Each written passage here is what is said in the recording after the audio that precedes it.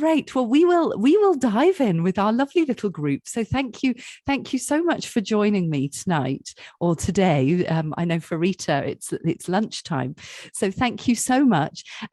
Do all of you have your workbook handy? Do you have your workbook that looks a bit like this, or on your screen or somewhere? Rita, did you get that? Okay.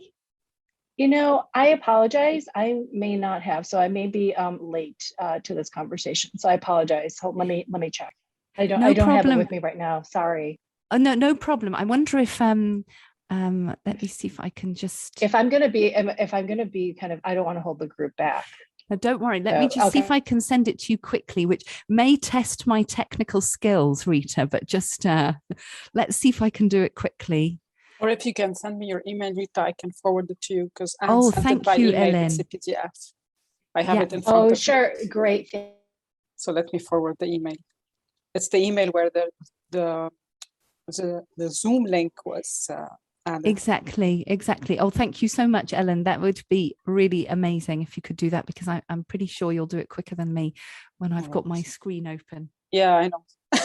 I know how it goes. I'm not. It's yeah. No, that's brilliant. That's a coded email.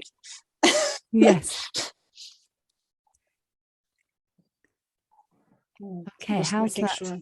How's that looking? I just forwarded the email without adding anything to it, so you should receive it any second now. So you should you should find the attachment there, Rita. Yeah.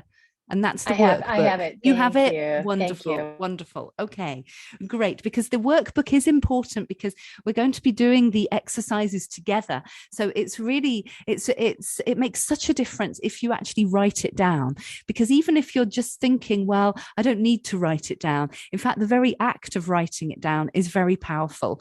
I don't know how they measure it, but they say that it's 40% more effective. I have no idea how they measure it, but I think it's true. It is definitely more effective. And I think there's something about that it's easier to come back to as well if you've actually written it down in the first place. So that's the main reason really why I send out a workbook. So today's session is actually, it's one of my interesting topics, I would say, because it's all about how can we accelerate the progress that we want to see. So building on the other two webinars that I've done this year. The first one was about setting goals and how to do that in an expansive way. The second one was all about your to-be list rather than your to-do list. And then today is more about how to accelerate the progress that we hopefully have already set in motion. Now, I'm going to be drawing on some of the things that I've said in the other webinars, but that's just really to give you the context. So today it's really about how can we accelerate that progress in a way that feels easy, of course, and it's not that we want to have an easy life, but if it can be easy, why not? Let's make it easy if we can. Let's not make life more difficult than it needs to be. So just before we start, in the chat, if you wouldn't mind, if you'd like to share, do put in the chat what you would like to get from today's session. If there's anything in particular, that will help me. So if there's anything in particular that you want to get from the session today in terms of accelerating your progress, maybe it's an area that you want to focus on today when you're thinking about accelerating your progress. Now, I'm talking about leadership, but it doesn't have to be leadership. This we can apply to anything at all that you want to change and move forward. So do feel free to put it in the chat or just make a note of it. So Ellen says, more visibility, amplifying my voice. And Rita, how can I get over being fearful of starting my own business and become my own CEO? Great. Sophie, feel free to put yours in French if you want. Ellen is in Paris, and I'm sure between us we can translate for Rita.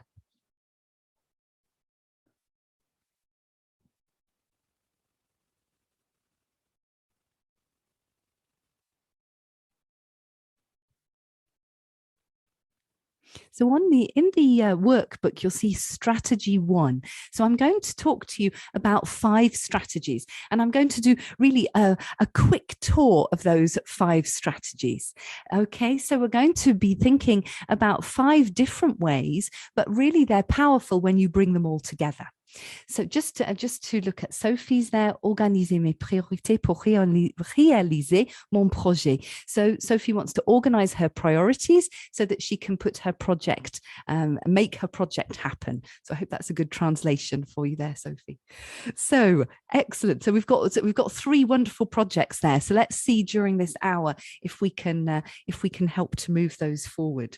So first of all, on the first page where you're looking at your strategy 1, it's all about clarifying your vision. Now, this relates very much to the first webinar about being precise about your goals. Now, already with the 3 goals that we have there, you're starting to be precise about what you want. Now, what I would want you to do is to think about 2 questions. What do you want, and what do you desire? Now, I'm choosing those words very carefully, because what we want, I think, is different to what we fundamentally desire. And I think it's quite easy sometimes to stay in the want part. But what do we truly desire? Because that comes from a deeper part of us. What I desire may not be understandable even to ourselves. It may not be understandable to other people, but that doesn't matter. Let's write it down and just take it with us. Let's see what happens. So what I would like you to do is look at the difference between the 2 things for you. What do you want? What do you desire? They may be the same, but they may be not. Then I want you to think about your role at the moment, the skills that you want to develop maybe, and when you're thinking about your project, what about the skills that you need to develop? Think about the relationships you need to have. Think about the impact you want to have. Think about the industry that you're in. Think about all of those different elements when you're thinking about what do you want and what do you desire. And then finally, think about your everyday life, because life is everything. We have this idea that sometimes we divide life into work and life. But for me, life is everything. So for me, life is the most important part, in fact, because that encompasses what we're doing at work. And the more we can embrace all of that rather than separating it out and be happy with it, I think it's better. In my experience, people feel better with that. So I'm going to be quiet just for a minute or 2 and give you a chance to make any notes you wish in that part.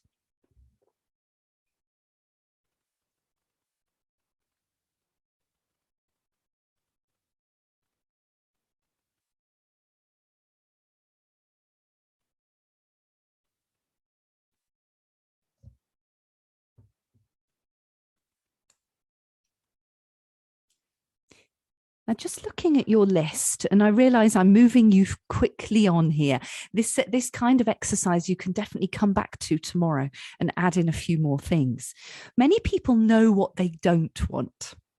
And this is a very interesting thing. People, when I ask especially my new clients, when I say, what do you want? The immediate thing is what they don't want. And it might be things like, I don't want to feel constantly busy, or I don't want this and I don't want that. And then I say, okay, well, but what do you want? That creates straight away a different level of thinking. So just look at your list and just watch out, just notice, don't judge. It's not wrong, but just notice if you're giving a list of things you don't want, can you transform those into things that you do want, and see what difference that makes. Now, if you don't know what you want, how do we start? Now, I saw all 3 of you were busy writing, so I think maybe you do know what you want, which is wonderful. But for those people who are listening, if you're listening and you're thinking, I don't know what I want, an easy place to start is to think, well, how do you want to feel? How do you want to feel? Because when we start there with our emotions, we can start to imagine what that might look like. And it's a very powerful place to start. How do I want to feel? And being as precise as possible. It's very easy to say, well, I want to feel happy. Well, what does that mean? Being precise and trying to unpack that as much as you can. The second question to ask is, well, what's important to you? What is important to me right now? And what maybe has always been important to me? What are the things that are important to me that maybe I've pushed to one side? What are those things that are important to me? And thirdly, and I think this is a very important one, if there were no constraints, so if time wasn't a problem, money wasn't a problem, the list of shoulds, I should do this, I should do that. If those things were not a problem, what would you say to that question? So those are just a few extra things to help you maybe even push those answers a little bit further forward. So how did you find that little first exercise? Did anything come up that surprised you? Feel free to unmute, and as we're such a small group, let's make the most of it. It's funny when you mentioned the question, how do you want to feel? Because this is what I thought about when I was trying to answer the first one, what do I want? I started thinking, I want to feel this. And then I realized that this is not the end goal. This does not answer the question. So I forced myself to think beyond what do I want to feel. Like this is the consequence of what I really want. Yes, that's a great point, isn't it? Because when we can stop at the I feel, but then what does that actually look like? And we have to move to the practicalities, don't we? We have to move to the concrete to know what that vision of the future is. I love that. But I find often that when we're thinking about how do we want to feel, it's like a bridge sometimes, going from where we are to that vision of the future, which sometimes we don't know what that is. Very often we don't know. But if we start that, those emotions gives us that bridge, gives us that path to start to find what that other side could look like. And I say could, because there are so many possibilities, and keeping open to those possibilities is powerful as well. Thank you, Ellen. Anyone else have any surprises? Anything you want to say? Anything you noticed? Yes, for me, what I want, it's real material. It's a job, it's a house in my project. But what I desire, it's about me, it's inside me, it's what I'm feeling, and it's totally different. Yeah, that's amazing, isn't it? And that's what I think, it's so fascinating, the difference between those words, want and desire. It's yes, yeah, no, that's it. And I found exactly the same for myself as well. The want is quite easy in a way, but the desire, that almost, we're quite vulnerable when we start to talk about what do I desire. But in that vulnerability, we start to explore what it is that's really important. Yeah, lovely. Thank you. And I had the same, a lot of my wants are about provide, having money to pay for my mortgage, right? And my home, food on the table, right? Shelter. I think a lot of what I do desire though is, I want my work to, have more meaning. And for me, that means like, how can I maybe use my talents and skills to help others, right? And then kind of helping them grow their business through marketing, right? Because that's what I do. I'm also desiring a flexible, work situation where I don't have to come into an office. The pandemic has changed a lot of things. And so, my family is really important to me, and some of them live in California. So how can I, be flexible enough to have that opportunity, right? To work from another time zone. or even from Paris, maybe one day. Yeah, so right, absolutely. Anyway, why not? So just some examples. Yeah, now that's amazing, and look at the three of you, the different ways that you've taken that. You can see how it just opens doors, gives our imagination permission to explore so much more. And it doesn't mean that we have to do it, of course, but it just opens the door to the possibilities. And that's what a lot of this coaching, especially at the beginning of a coaching journey, that's what it does. It's opening the doors to possibilities, which is so exciting. So yeah, well done. That's great. Okay, let's move swiftly on to strategy 2. And strategy 2 is the one that was part of the title of today's webinar. So it's called Create Your Board. Now, the reason why I think this is very important is because we need to do this right from day one of our careers, wherever that might be. And we generally have a tendency to use family, friends, and maybe favorite colleagues as our board. And by the board, I mean the people that we go to for advice and that we trust to get advice on our own career development. And we tend to go to family, friends, or favorite colleagues, people that we've known maybe for a long time. And there's absolutely nothing wrong with that, except I think we're missing a trick. Because I think if we think more broadly about a board, and that's a group of people who can give us not just maybe what we want to hear, but also to challenge us and to take us that next step a little bit further by maybe not agreeing with us and maybe asking some difficult questions. So I think we need to be a little bit aware as well of ourselves, of when we switch into this mode of, oh yes, I want to get some advice, I want to talk to other people, and we perhaps move towards the people, I'm talking for myself here, that we perhaps move towards the people that we know are kind of going to agree with us, because that's quite comforting. So we might talk to the kind of people that, well, we know that they probably think a bit like me, and so we can get into this very comfortable and an interesting bubble. But I would like you to think maybe a little bit broader than that. So for your board, I'd like each one of you to imagine that you are the CEO of your own career. Okay. And on that board, I suggest these 5 different roles. Now, for you, it might not be that all of these are equally important, but it's just to give you a framework. So the first one I would say is a mentor. So a mentor for me is someone who's a few steps ahead. So wherever you want to be, someone who's a few steps ahead is very useful to have on your board. Secondly, an advocate. Now, this is someone who has a network who can help you to meet the right kind of people, who can maybe suggest to you to talk to different people, who can put you in touch with other people who are maybe doing similar things or slightly different. So someone who can do that advocate and can introduce you is very important.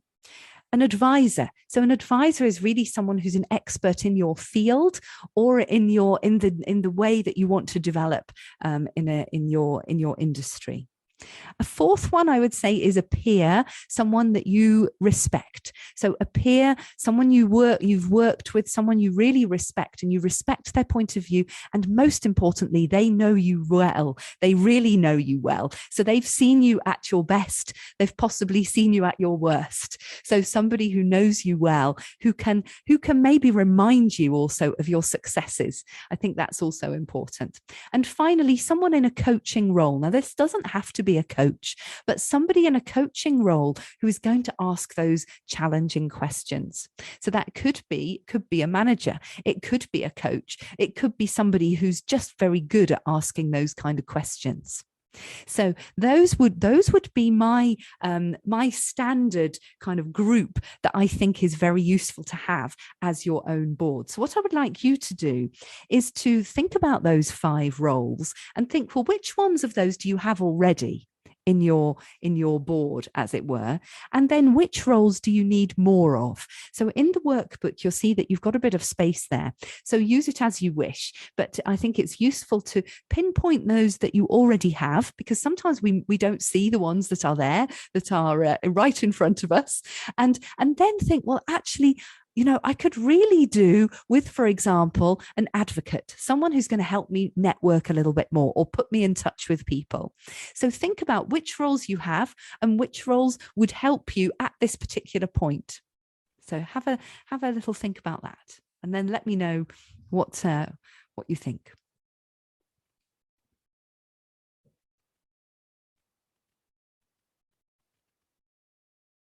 I'll just add there, if you have specific names of people in mind, make a note of them too, because you might find that useful to come back to.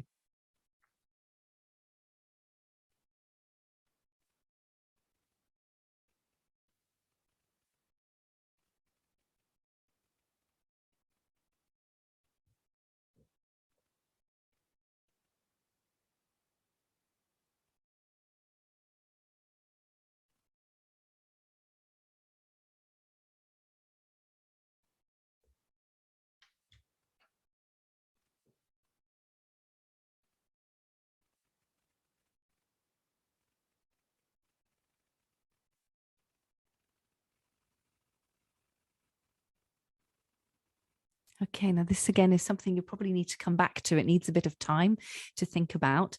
Is there anything that comes to mind for you in terms of what roles do you need more of? Which roles do you know you need more of in your current position, would you say?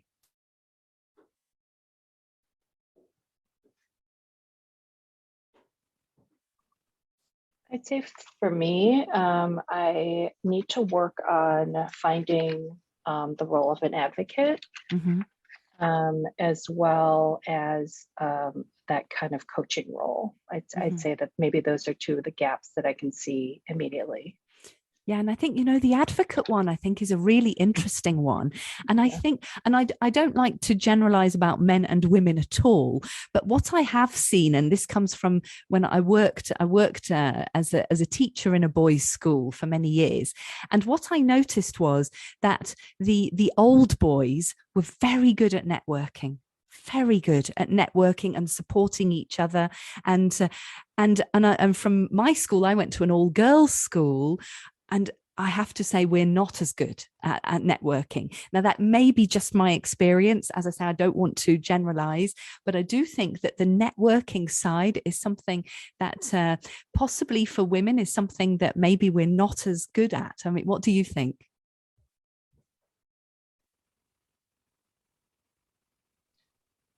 I would absolutely agree with you. I think that there's definitely some gender disparities when it comes to being advocates and having that, built-in network. I've seen it at former companies I've worked at where, a senior male leader will pluck, take a manager and kind of be best buddies and kind of mentor that person, right, and be an advocate for them. And because there weren't as many female leaders, that were willing to, that I didn't see it as often. Yeah, but I tend to agree with you in general.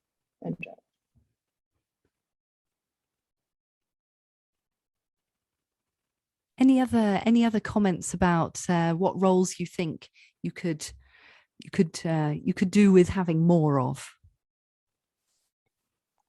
I like the discussion you had, Rita, and for me as well, I need an advisor. Not an advisor, sorry, an advocate and an advisor, both, but maybe an advocate. To help me network, to be able to amplify my voice. I think I tend to be the kind of person who just gets on with it, is more towards taking action, making things happen, even if it's behind the scenes, even if it's not something that's visible. I'm not gonna just brag about it in public, but I will be, people will hear about what I did. But sometimes I know that I set boundaries for myself by not putting myself forward. And I think there is some gender disparity related to that, where women who are more confident and who put themselves first are seen as aggressive maybe sometimes, or too opportunistic, or I don't know. It's just, yeah. Maybe it's not gender related, but anyway, it's something that I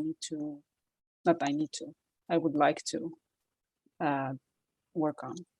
Yeah, and I think it's such a powerful thing, and it's something that maybe we don't automatically think about, but actually I think it can make such a difference in so many ways, just to have your work well known for a start, and also to have the value that you're giving every day, to have that shared more widely is you deserve it.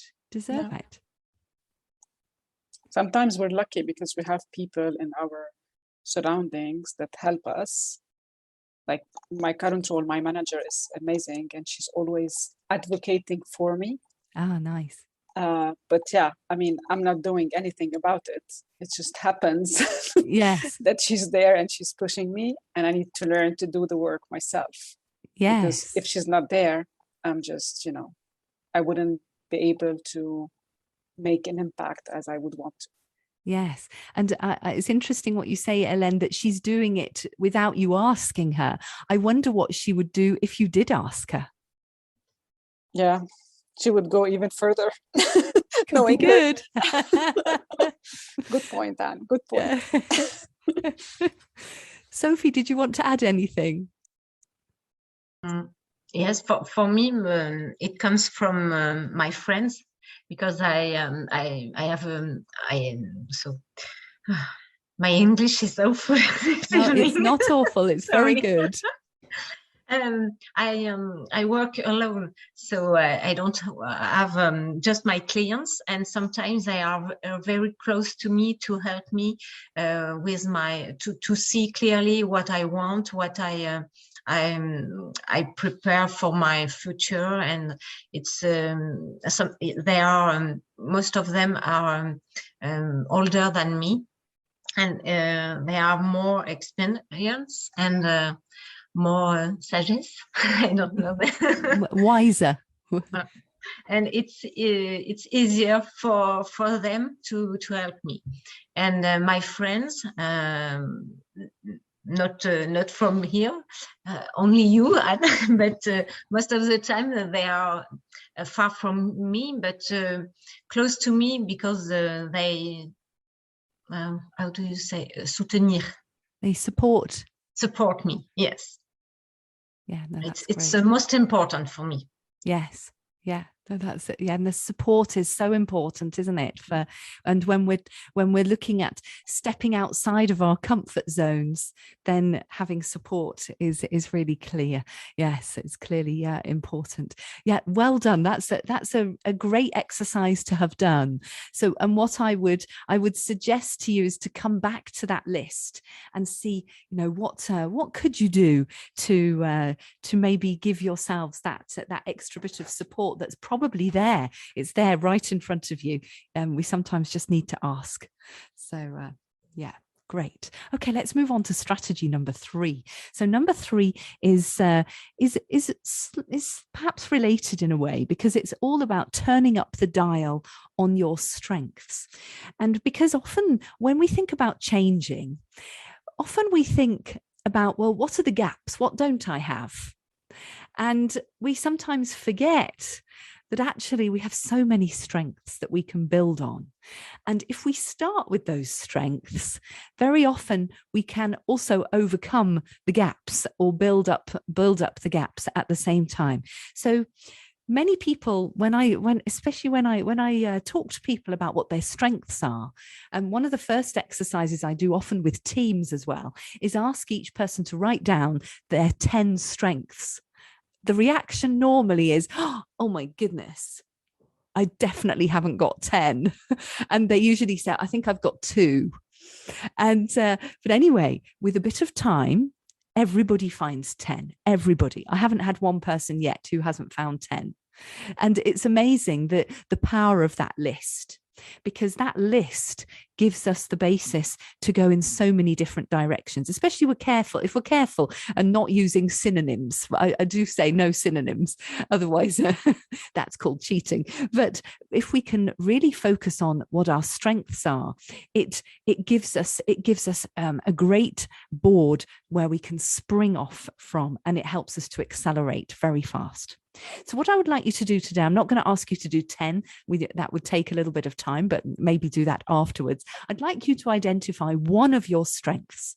So one of your personal strengths. And notice I'm saying a strength, not a skill particularly. So not kind of, well, I can speak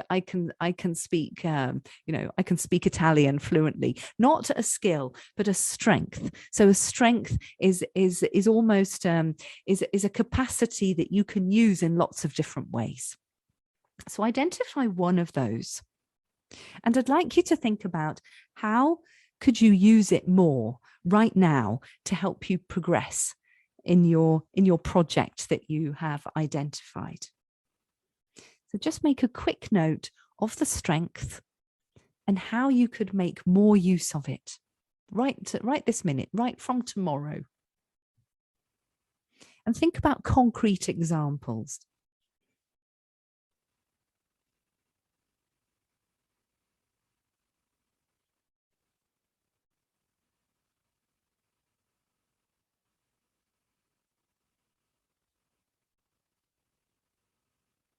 And this exercise, you can really take it further by looking at the 10 strengths. If you write your list of 10 and look at each one, how can I use those? How can I use those to help my project?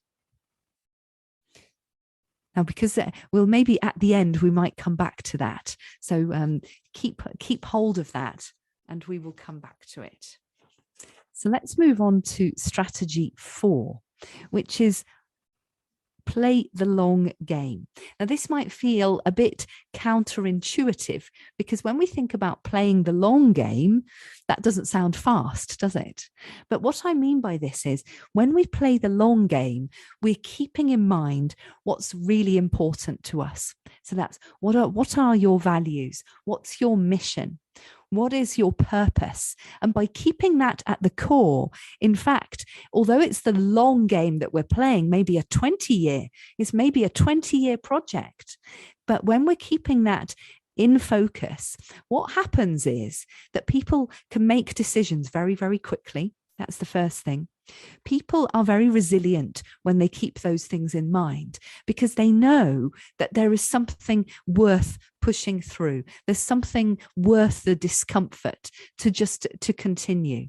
There's something that is going to be on the other side so that it's okay to keep going because that's what I really want. It also gives, in the same way, it gives us a lot of motivation. So if we're very clear on what that mission is, what the purpose is, what our values are. So I'll give you an example. If you're someone like me for whom family is a very important value. Okay, so we've been thinking about whether to move back to the UK. Now, this is a big decision. It could come down to so many different things. But for me, family is very, very important. And the reason for us to move back is related to family. So in fact, the decision was quite easy, even though in many ways, it's a difficult change for all of us. It's a big, in terms of organization, obviously, it's quite tricky, but much more emotionally, we're very happy where we are. So to make that move has been in some ways a hard decision, but because I'm clear and because as a family we're clear that that's what's important to us, it's returning to our family in the UK, because that we know is important. It makes the decision so much easier, even though it's going to be hard to do. I hope does that make sense? So keeping that center at the center of everything we're doing means that we can accelerate forward, but in fact we've got that long-term view.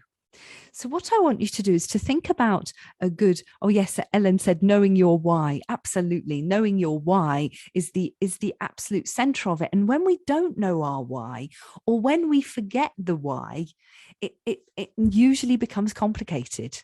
And we can feel it. We can feel that something isn't right. We have that feeling of this isn't right for me right now.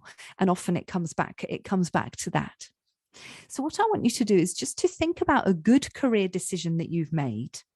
And then think about, well, how did that reflect what is important to you? Either at the time, because of course that why can change. That's the other thing. It can change. And that's, that's fine too. It doesn't have to be the same for 20 years. It might be, but it might not be. So think about a career decision that you've made, a good career decision that you were happy with, and think about how did that reflect what was important to you. And if you have an example where perhaps people from the outside didn't think it was a good idea, but you knew that it was, yeah, so much the better, because it gives you that example of having that long-term view. And I can give you an example of my own. When I was 26, I went to Nepal as a volunteer. So I left my very nice, cozy job in Bedford, in England, as a teacher. Very nice, lovely job, great people, absolutely loved it. And I went to be a volunteer in Kathmandu for 3 years. In a totally different place where I had to learn lots of new things. And, there were and also what happened with that was that in terms of my career in education, it definitely put a brake on it. And people said, well, why are you doing that? You could be becoming deputy head. You could be heading towards headship by the time you're 30. And I was like, no, that's not actually what's important to me. What's important to me is being able to give back something, and also to travel to a different place, to really immerse myself in a different culture, and all of the other things that were important to me. Following the career route that was sort of the obvious career route wasn't actually my why, as Ellen said. So that's an example for me. Do you have an example where you followed your why, where maybe other people thought that wasn't the right decision?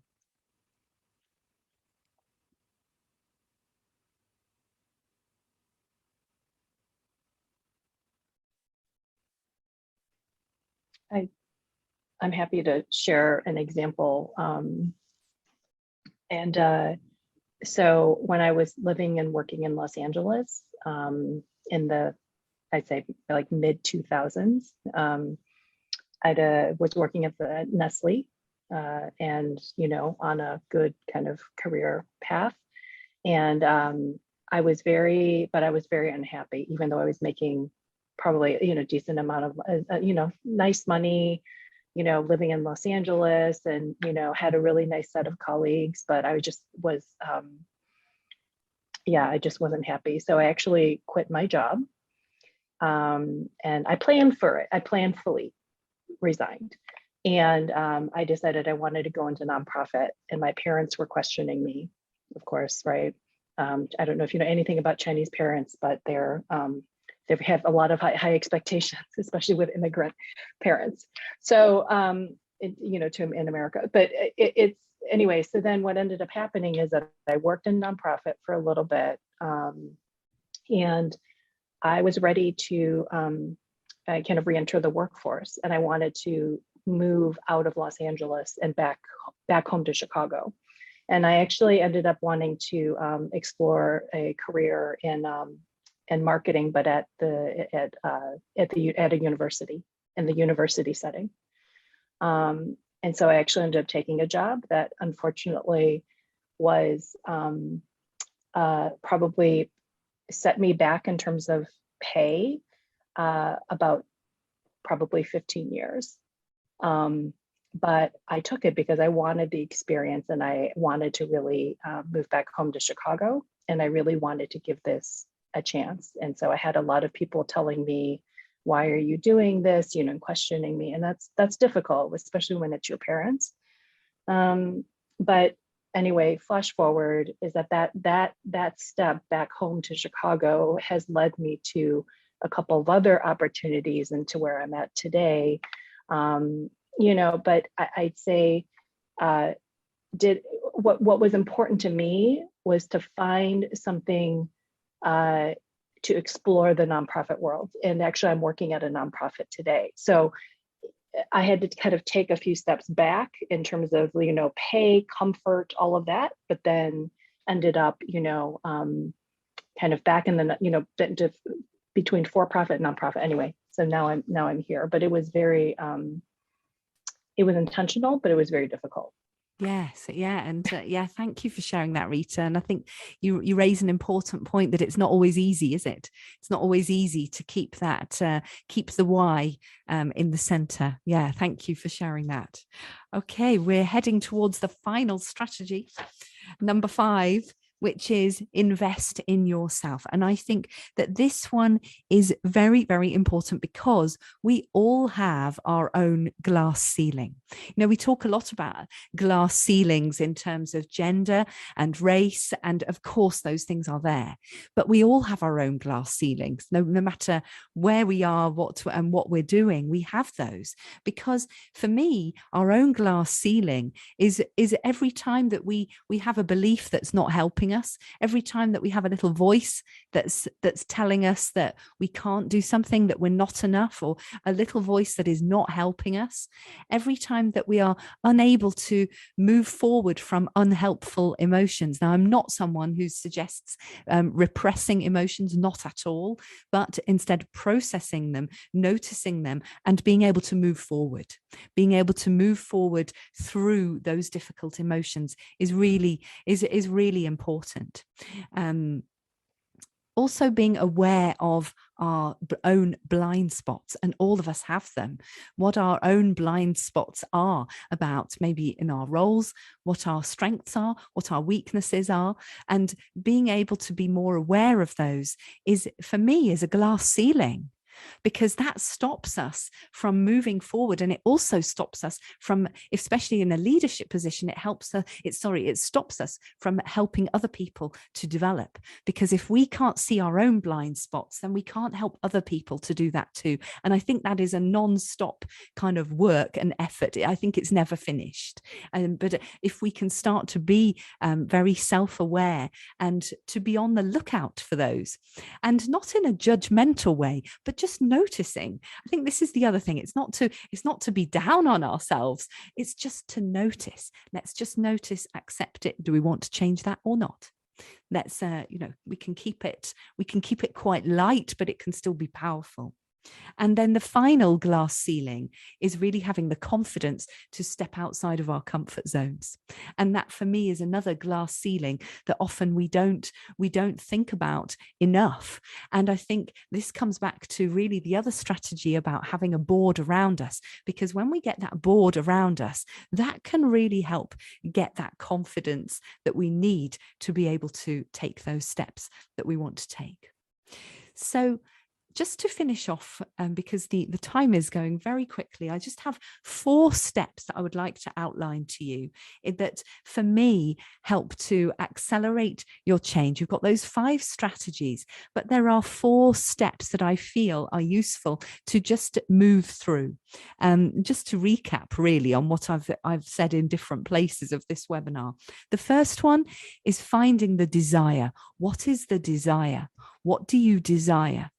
What's the desire to change? The second one is a vision, having a very clear vision of what that next best version of you is. And notice I'm saying not somebody different. You don't need to be different. You have everything you need. But what's the next best version of you? How can you be even more you? Thirdly, making the commitment to that change. That's a big one. We have to commit to it. But I think, honestly, if the desire is strong enough, the commitment is usually quite an easy part of it. And if we're not feeling committed, the first question is, well, do I really desire that? Go back. And there's nothing wrong with that. That's such a useful step. And it happens so often that people think they want something, and then actually that's not what they want, and they go back and sometimes a few times. And that discussion, that journey is so useful. And finally, the confidence to take action, the confidence to break through that glass ceiling, whatever glass ceiling it is. And as I said, we all have them. We all do. So it's all about how to up level into that next best version of ourselves.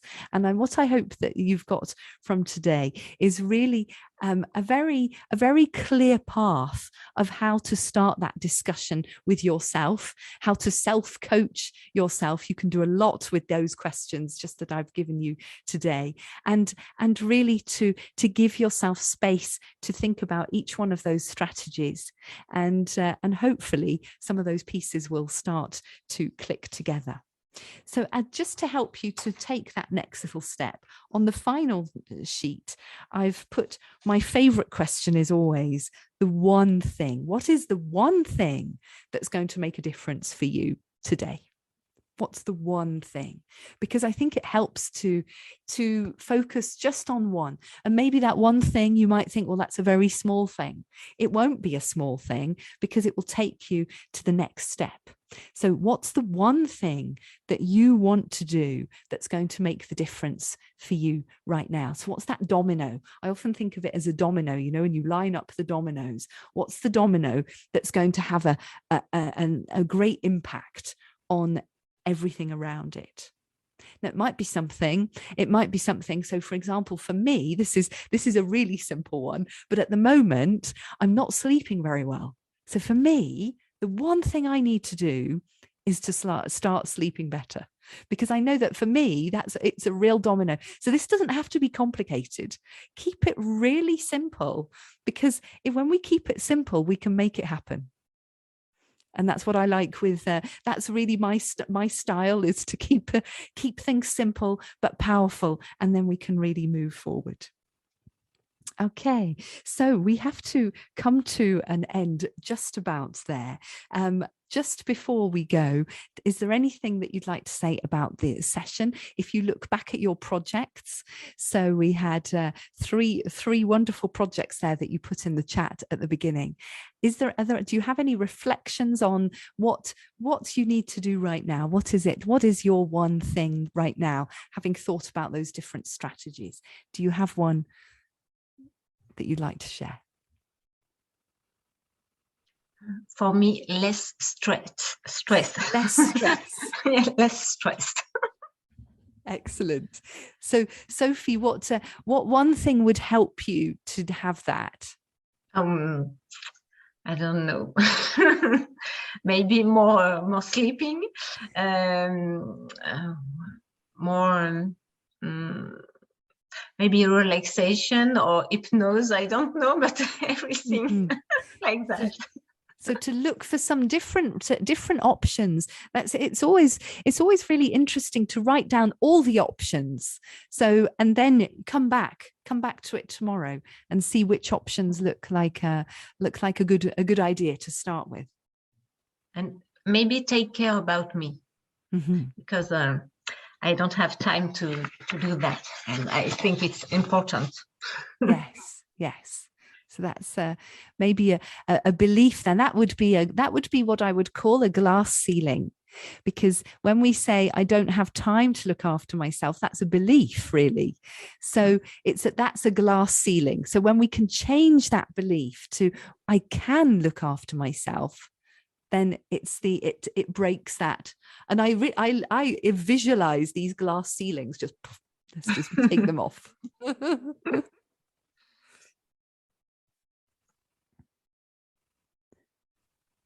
For me, it's more one thing that I'm working on already is I put too much pressure on myself, just on my own. No one puts the pressure on me.